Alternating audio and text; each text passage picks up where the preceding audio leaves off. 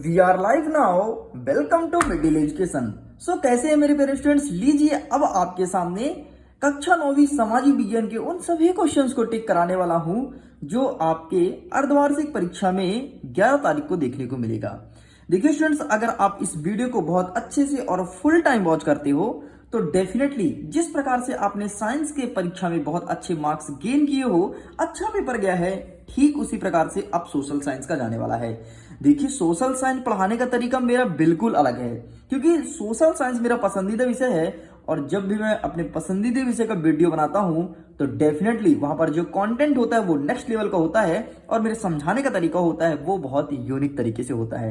And finally तुम खुद पढ़ने वाले हो मेरे से, तो चलिए हम वीडियो को स्टार्ट करते हैं। लेकिन उसके पहले हमें सोशल साइंस पढ़ाने के लिए केवल क्वेश्चन बैंक ही नहीं बल्कि एक और चीज जरूरत पड़ेगी, वो है आपका एटलस।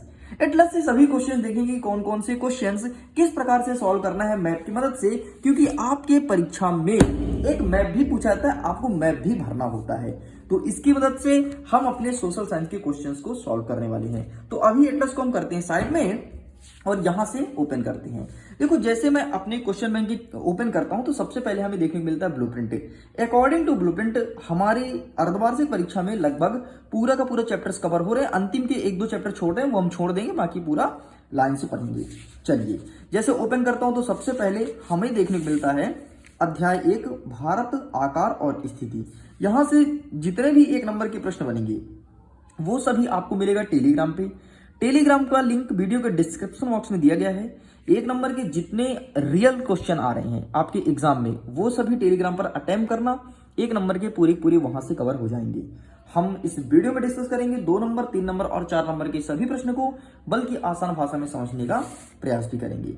देखो हमारा पहला प्रश्न हमेशा पूछता है कि भारत का अक्षांशीय और देशांतरीय विस्तार क्या है। तो ध्यान रखना, हमारे भारत देश का अक्षांशीय विस्तार 8 डिग्री 4 मिनट उत्तरी अक्षांश से लेकर के 37 डिग्री 6 मिनट उत्तरी अक्षांश तक है। ठीक, ये प्रश्न परीक्षा में पूछता है। एक और प्रश्न कई बार पूछा है, वो प्रश्न है कि भारत के पड़ोसी देश का नाम लिखिए।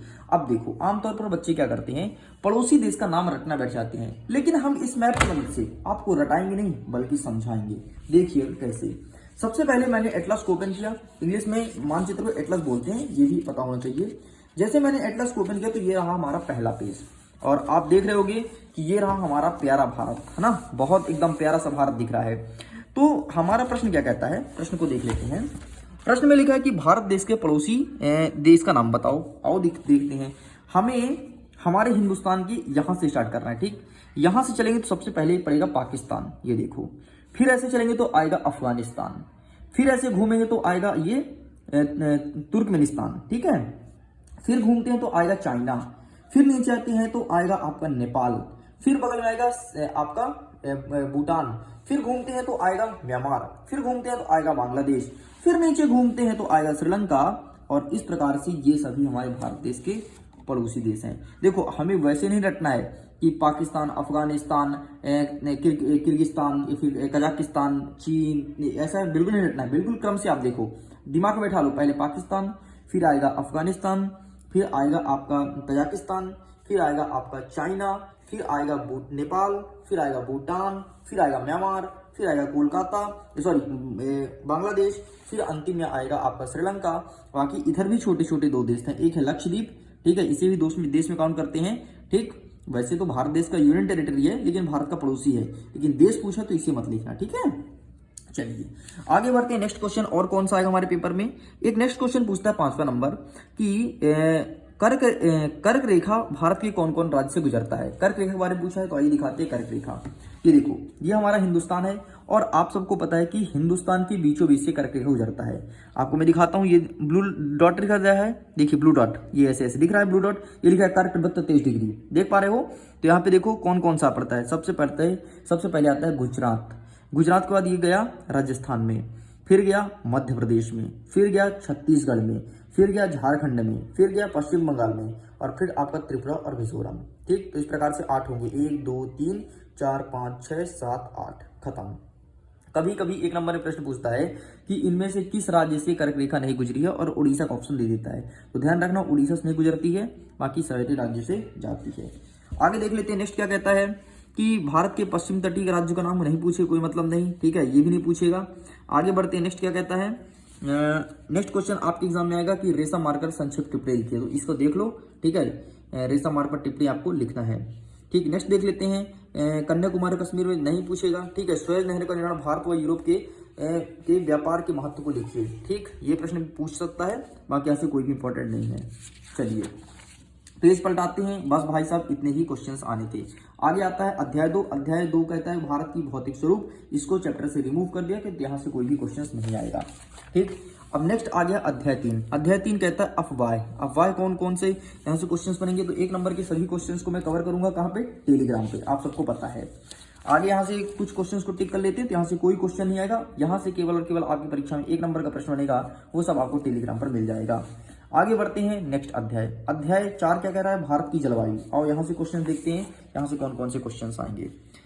भारत की जलवायु में सबसे पहला प्रश्न यही बनता है कि भारत की जलवायु को प्रभावित करने वाले कारक कौन कौन से हैं। ठीक है, तो कारक देखो, भारत की जलवायु को प्रभावित करने वाले कारक, एक पहला आपका भौतिक स्थिति, और दूसरा समुद्र से दूरी, भू रचना। ठीक, ये सभी इसके कारक हैं, तो इनको देख लो। नेक्स्ट कहता है मौसम और जलवायु में अंतर बताइए, तो ये आपके एग्जाम में देखने को मिलेगा, 200% देखने को मिलेगा, अच्छे से इसे प्रिपेयर कर लेना। ठीक है, नेक्स्ट एक क्वेश्चन 1 नंबर में पूछेगा, एल नीनो किस महासागर में होता है, तो एल नीनो आपके प्रशांत महासागर में होता है, इस चीज को ध्यान रखना। ठीक, नेक्स्ट एग्जाम में जो प्रश्न आएगा 2 नंबर का, वो प्रश्न है कोरोमंडल तट किसे कहते हैं, तो कोरोमंडल तट पूर्वी तमिलनाडु राज्य दक्षिण के विस्तृत तटीय मैदान लगभग 8,800 वर्ग मील के क्षेत्र तक फैला है। यह उत्कल मैदान पूर्व में बंगाल की खाड़ी, दक्षिण में कावेरी डेल्टा और पश्चिम में पूर्व घाट से घिरा हुआ है। ये आपके एग्जाम में देखने को मिलेगा। चलिए बेटा आगे बढ़ते हैं। नेक्स्ट क्वेश्चन क्या कहता है कि मानसूनी वर्षा की विशेषता बताइए। ये आपके एग्जाम में आएगा, क्योंकि अभी वर्तमान में मानसूनी वर्षा हो रही है। अभी जो वर्षा होती है वो मानसूनी कारण होती है। ठीक है, तो ये तुम्हारी परीक्षा में आएगा।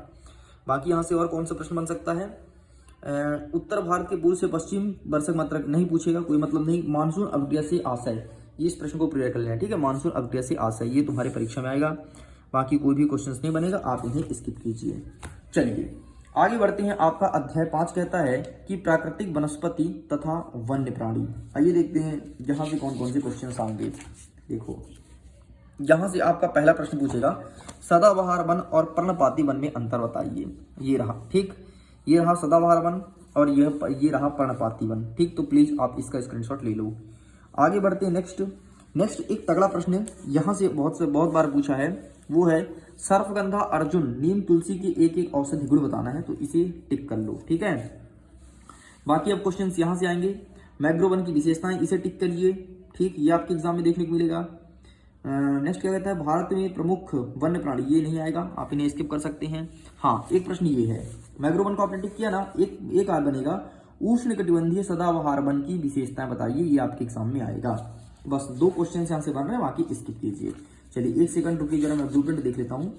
हाँ, नेक्स्ट चैप्टर देख लेते हैं, जनसंख्या। जनसंख्या से कौन कौन से क्वेश्चन बनेंगे, ये सभी भूगोल की किताब का पार्ट है। ठीक, जनसंख्या से कोई प्रश्न नहीं बनेगा, जितने भी क्वेश्चन हैं सभी 1 नंबर के बनेंगे। ओके स्टूडेंट, तो लीजिए यहाँ तक हमने कंप्लीट कर दिया। आगे बढ़ते हैं। नेक्स्ट जो आपका सेकंड किताब है इतिहास। अब इतिहास से सभी क्वेश्चंस को टिक कर लो। इतिहास का जो पहला चैप्टर है फ्रांसीसी क्रांति, यहाँ से देखते हैं। तो गिलोटिन क्या है, इसे देख लेना, ये आपके एग्जाम में देखने को मिल सकता है।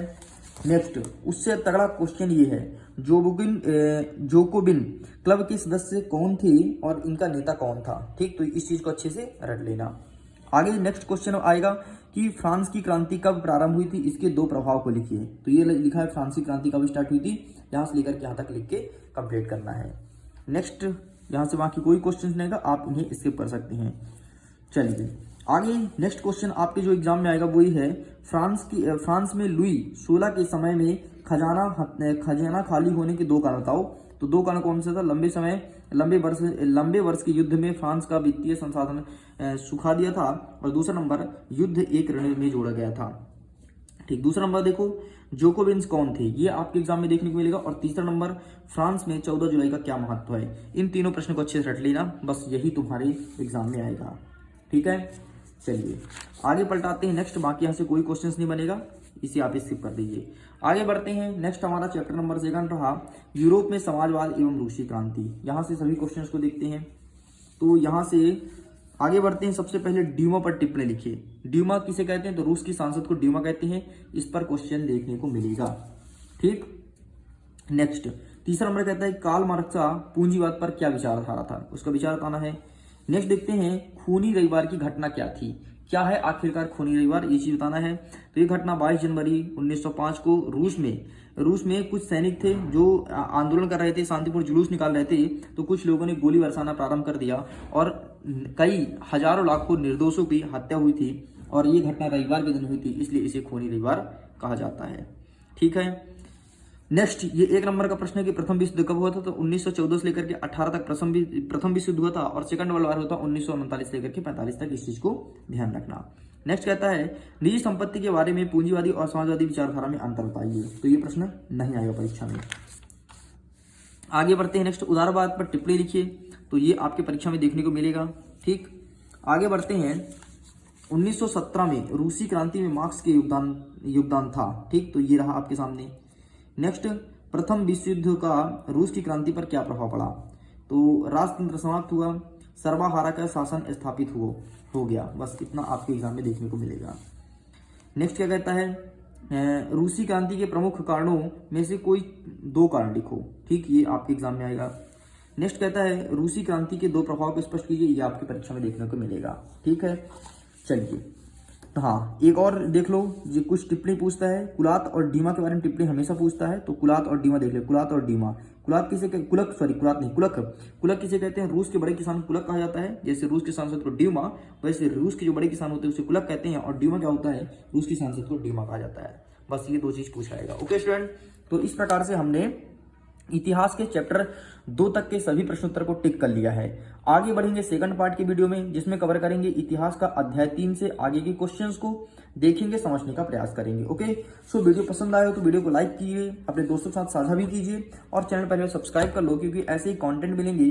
फिर थोड़ी देर बाद आपके सामने क्वेश्चन पेपर भी प्रेजेंट होंगे, आप उसको भी देखिएगा, फिर पेपर देने चले जाओ, डेफिनेटली तबाही मचाओगे, एग्जाम्स में बहुत ही अच्छे मार्क्स आएंगे। ओके, मैं वीडियो एंड करता हूँ, एग्जाम के लिए all the best, bye bye.